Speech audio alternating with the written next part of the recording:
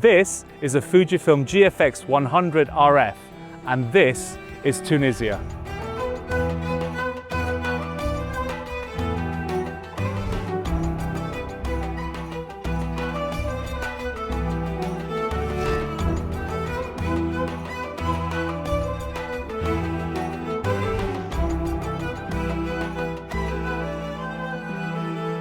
So let's give you a very quick and basic introduction to this camera. The GFX100 RF is obviously part of the GFX family of medium format cameras by Fujifilm. What really sets this camera apart from the others in the GFX range is the fact that it is a fixed lens medium format camera. In many ways, you can think of it a little bit like a medium format version of Fujifilm's X100VI.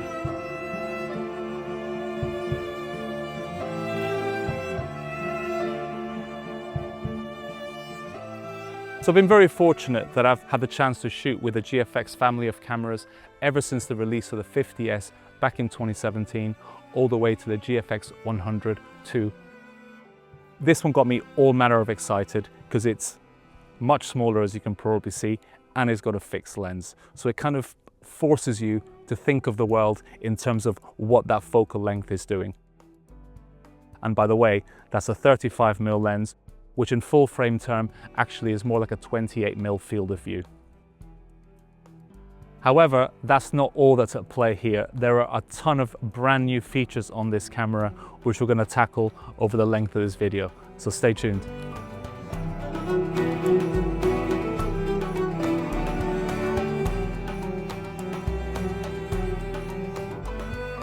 So let's talk a little bit about what's at the heart of this camera. And it's at the heart of it in a very different way to previous GFX cameras. It's the sensor. It's a 102 megapixel medium format sensor, and they've actually given you a dedicated aspect ratio dial here. And to be honest with you, there's so many options, it's ridiculous. You have 16:9, which obviously standard for video, 3:2 or 6:4, which is standard for 35mm, 4:3, 8:10, which is like 6:7 film. You have so many different options. And I think the beauty of it is that they're putting the shooting experience at the heart of this camera.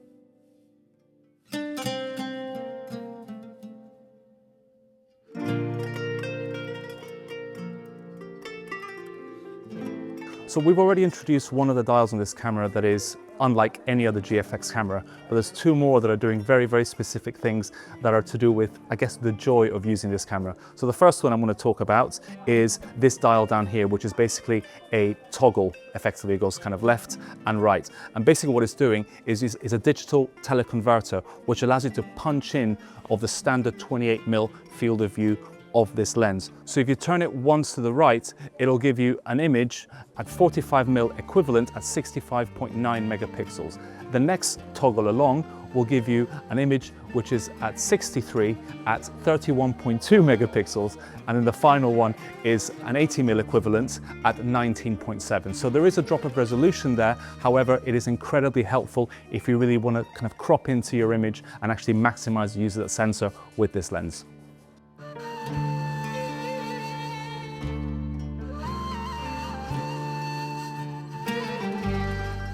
So we're in this lovely traditional Berber house made out of a very traditional kind of mud material that is very typical of the area, and it's absolutely wonderful. So what a better place than to start talking and breaking down this camera kind of piece by piece, shall we say. So as always, I like to begin kind of right at the front with the lens. So this, as I said before, is a 35mm f4 Super EBC GF lens, brand new from Fujifilm and obviously fixed. Now, it's absolutely beautifully built. Also, the focus mechanism here is really beautifully dampened, and obviously you have these 2 points here which you would grip, and then you would change the aperture of the lens, which you can also do in the body as well. The lens is fantastic.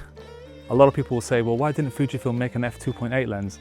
The answer for me is actually quite simple. Number one, its size. To make this a 2.8, for this type of body, it would have made it a lot bigger, considering it's got to cover the image circle of a full frame sensor. It would have also made it a lot heavier. Now this camera comes in the mid 700 grams, which makes it comparable to the X100VI. So for that reason, I think f4 is absolutely fine, not just for this type of camera, the fact that it's fixed lens, but also the fact that it's a 28mm equivalent. That means that actually you are not going to really benefit too much for that 2.8 aperture in terms of blowing out your backgrounds when you're actually shooting a subject close up. So I think that f4 for this type of camera, considering its focal length, was absolutely a masterstroke by Fujifilm.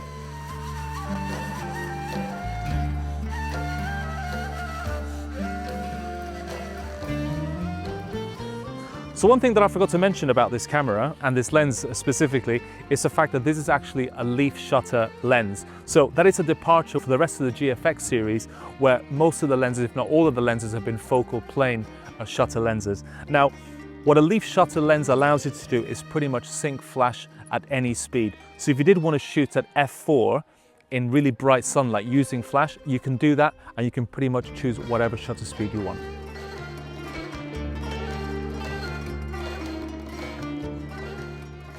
Since we talked a little bit about the construction of the lens and how it feels like in hand, I think it's worth talking a little bit about the camera as well. So it's great to know that this main dial here is actually classic Fujifilm.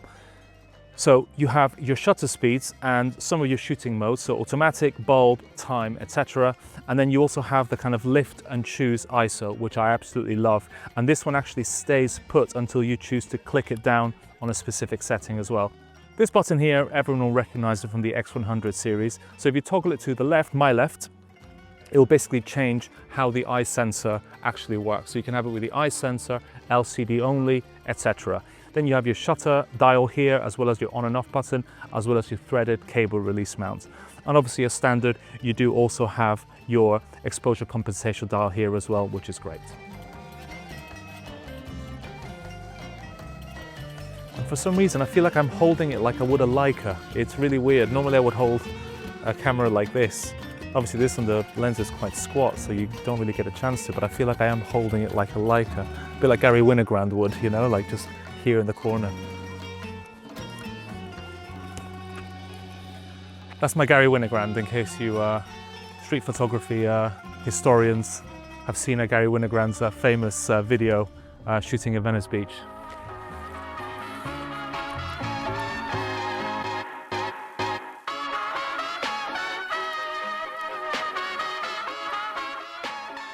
So as I've mentioned before, this dial here has functionality that is pretty standard for this type of camera. It largely just kind of deals with the eye sensor. However, if you toggle it to the right, it actually does surround view, and surround view is great in case you're implementing any of the different aspect ratios on the camera. So normally what it will do, it'll bring black bars over the top and the bottom of the frame, or on the left and the right. So in case you're going to miss something because of the aspect ratios that you're using, it gives you a translucent view. So the bars, rather than being black, they'll be translucent, so you can still see what is happening on the side in case you're actually going to miss something incredibly important in your frame.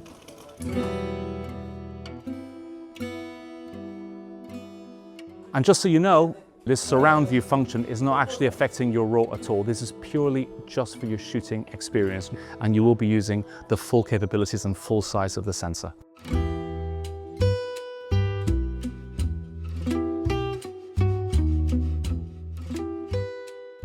So this is a really interesting area here in Djerba. It's the jewelry kind of quarter in the city, and it's amazing because it's split into three different creeds effectively. You have a Muslim area, you have a Jewish area, and a Catholic area, and they're all extremely close together. And in some sections like here, they're actually all mixed. And it's just amazing to see people just cohabiting kind of really happily and really joyfully. And they've welcomed us here with open arms, I would say.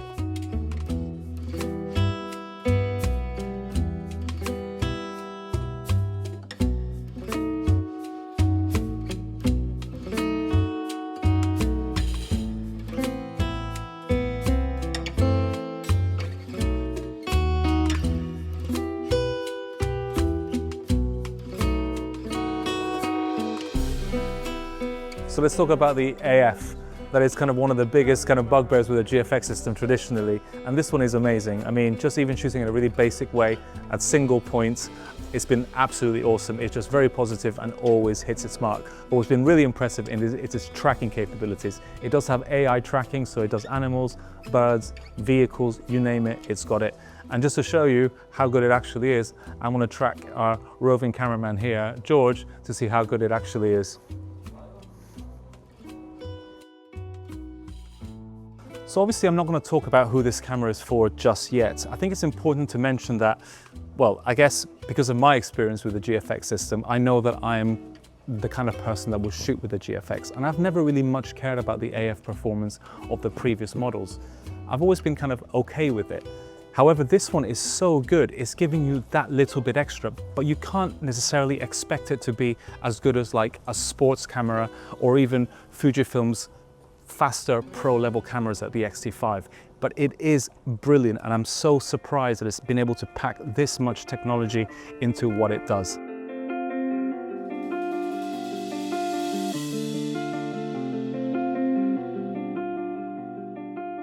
So let's talk a little bit about monitoring. So that's the EVF and obviously the rear LCD panel. So let's begin with the LCD panel. I'm not entirely sure as to what the specs are on this LCD panel. I'm guessing it's about 3 to 3.2 inches, which is pretty much industry standard. The point is, I saw it and I fully accepted what I saw, and it was absolutely fine. From a monitoring perspective, I just look at monitoring as just that, it's monitoring. Don't really care about specs too much. So long as it's doing what I need it to do, so long as dynamic range is good and exposure is good and my colors are good and it matches what I'm seeing in the EVF, I'm completely happy, and I couldn't be happier with this camera. Now moving on to the EVF, this is a 5.76 million dot panel, and it is gorgeous. It is sharp, it is punchy, and it has all the data that you need. It is really, really impressive. And that actually takes me on to the next point. Is the name of this camera. It's called the Fujifilm GFX100 RF. Now, if we were to guess as to what RF stands for, it could mean rangefinder, which when you look at a camera, you would think actually, it does look a lot like a rangefinder. However, it is not a rangefinder. This viewfinder here is fully electronic. As you can see, you don't have a glass piece here to look through. However, with the function of this lever here, we can actually create those translucent sides on the panel and the top. If you are changing your aspect ratio, it kind of means that you do have the functionality of a rangefinder in some way.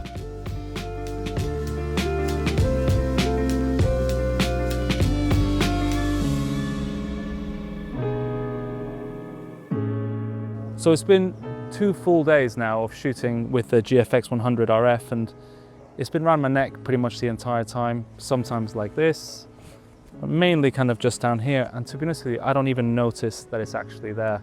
That's a real testament to this camera. It is lightweight, but you never forget that you're shooting with a medium format camera. And I think that is what makes it so great, really. It's so well thought out. It packs so much power. And even though there are things that people say, oh, the lens is not 2.8, if anything was heavier, it just wouldn't be as enjoyable to shoot. And I think for me, the size, the dimensions, and so far all the choices that have been made to design this camera to make it as joyful to shoot have been spot on.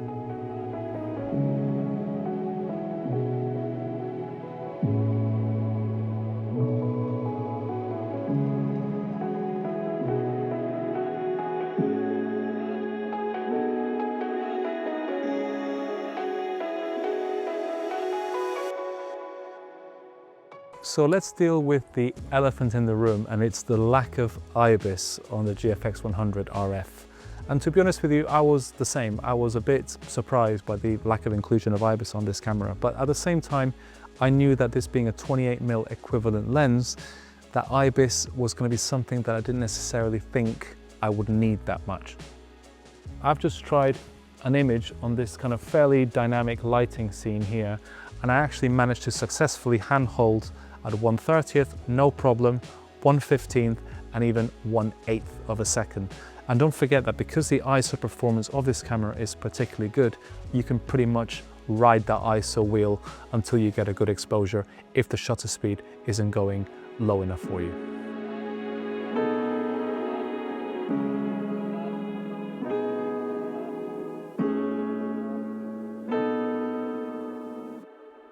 So here we are on this rooftop, braving the elements, doing ISO tests for you.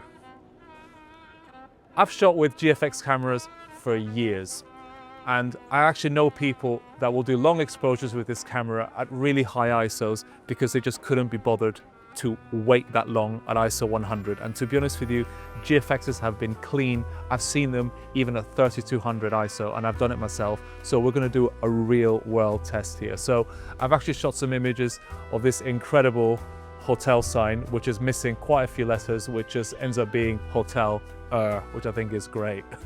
So we've actually done an ISO test at different values, ISO 100, ISO 400, 800, 1600, 3200, and 6400. Now, I'm never going to shoot beyond 6400, but we also did 8000 just in case you wanted to see that. And even at 8000, it is incredibly clean. 6400, very clean. 3200 is not even skipping a beat. And I think the reason for that really is some magic that obviously the Fujifilm was able to do, but also because the sensor is so huge, it's actually able to hide any of the noise there. So you can actually shoot at 1600, 3200 all day long if you want to do long exposures to minimize and bring down those exposure times.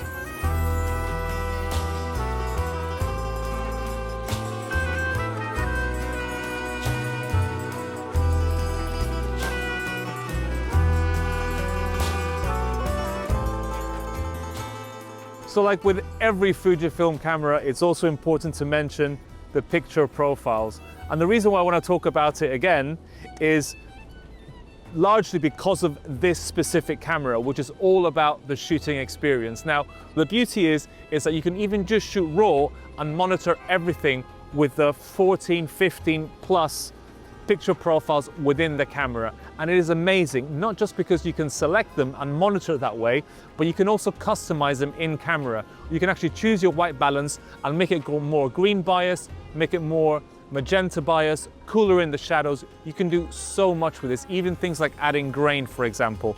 And a lot of them are actually based upon old Fujifilm film stocks. So even if you choose not to shoot JPEG, you can still actually monitor with these picture profiles, knowing that you'll have a raw image at the end that you can actually edit later on.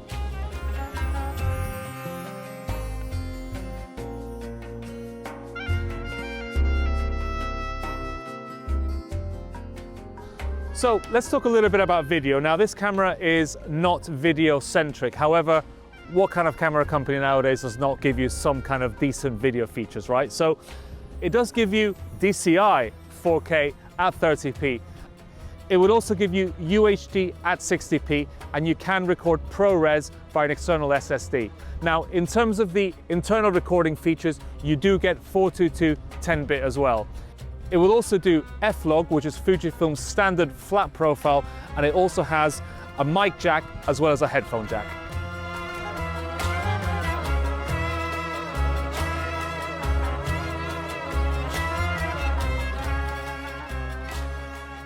I think the amazing thing about this camera is that because of the way it looks, I think people, before they actually get familiarized with it, they might think that it's all form over function, and I just completely disagree.